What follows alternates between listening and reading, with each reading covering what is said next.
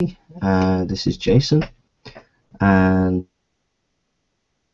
we are going to be thinking about archaeology and the Bible and the New Testament. If you want to read an article, you can read Archaeology and the Historical Reliability of the New Testament. And we're just going to read a quote by Miller Burrows, Professor of Archaeology, Yale University. He writes, "On the whole, archaeological work has unquestionably strengthened confidence in the reliability of the scriptural record. More than one archaeologist has found his respect for the Bible increased by the experience of excavation in Palestine. Archaeology has, in many cases, refuted the views of modern critics." Miller Burrows, Professor of Archaeology, Yale University. Archaeologist William F. Albright observes, "The excessive skepticism shown towards the Bible by important historical schools of the 18th and 19th centuries, certain phases of which still appear periodically, has been progressively discredited. Discovery after discovery has established the accuracy of innumerable details and has brought increased recognition to the value of the Bible as a source of history." Craig L. Blomberg, one of the great writers on the Gospels, says, quote, "Archaeology can demonstrate that the place mentioned in the Gospels really existed and that customs, living conditions, topography, household and workplaces, furniture and tools, roads, coins, buildings and numerous other stage props correspond to how the Gospels describe them. It can show that the names of the certain characters in the Gospels are accurate. When we find in scriptural references to them elsewhere, events and teachings ascribed to Jesus become legible and therefore plausible when read against everything we know about life in Palestine in the first third of the first century."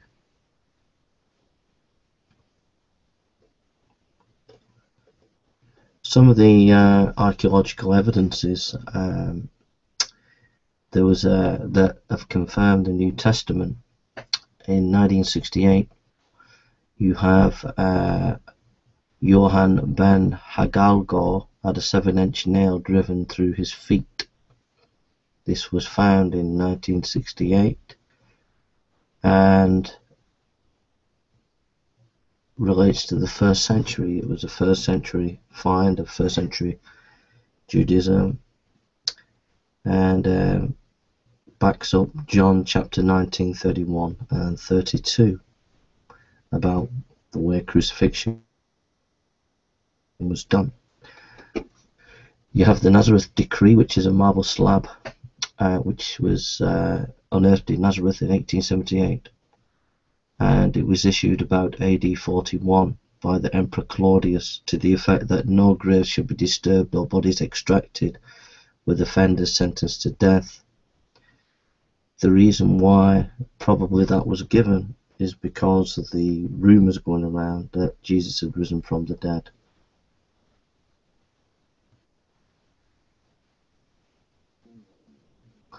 Some have said that there was no leprosy in the first century.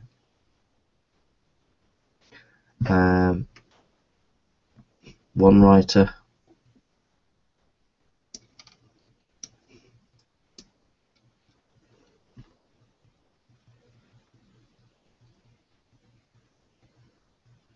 and Craig E. Evans, Jesus and the World, says, "However, thanks to archaeology, there is now dramatic evidence of its existence in the early first century. Scientific testing of the burial shroud in the so-called Shroud Tomb has confirmed the presence of leprosy. Accelerator mass spectrometry (AMS) radiocarbon dating confirmed the first century date of both shroud and skeletal remains. DNA testing confirmed that the man wrapped in the shroud was related to other members whose skeletal remains were recovered in the tomb. This DNA testing also revealed that the man has suffered from leprosy."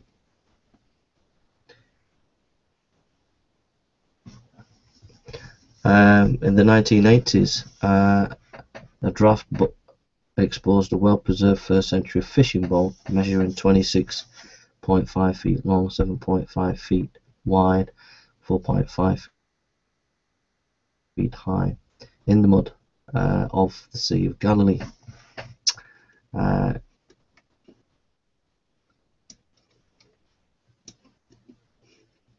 writer, Ralph O. Muncaster, writes this: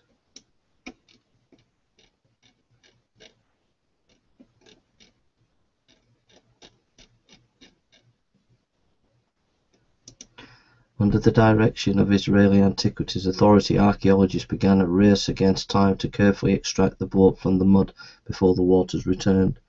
Eventually, it was placed in a climate-controlled environment to protect it from aging. Pots and lamps found inside the boat dated to the 1st century. Carbon-14 testing further confirmed the dating. The design of the boat was typical of fishing boats during that period on the Sea of Galilee. At the back of the boat was a red section like the one where Jesus could have been sleeping, as indicated in the Gospel accounts. The boat could accommodate 15 people, including crew. This archaeological discovery confirms the description given in the Bible.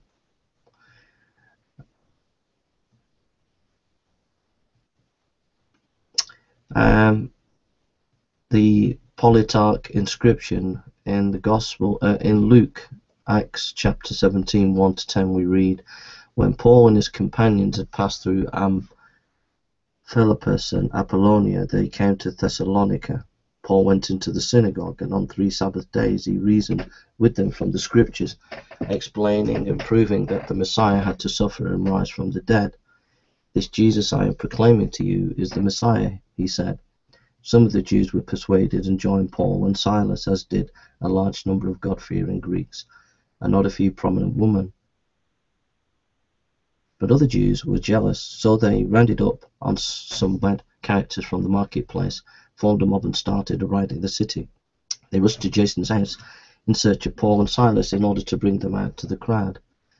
But when they did not find them, they dragged Jason and some other believers before the city officials, shouting, "These men who have caused trouble all over the world have now come here, and Jason has welcomed them into his house.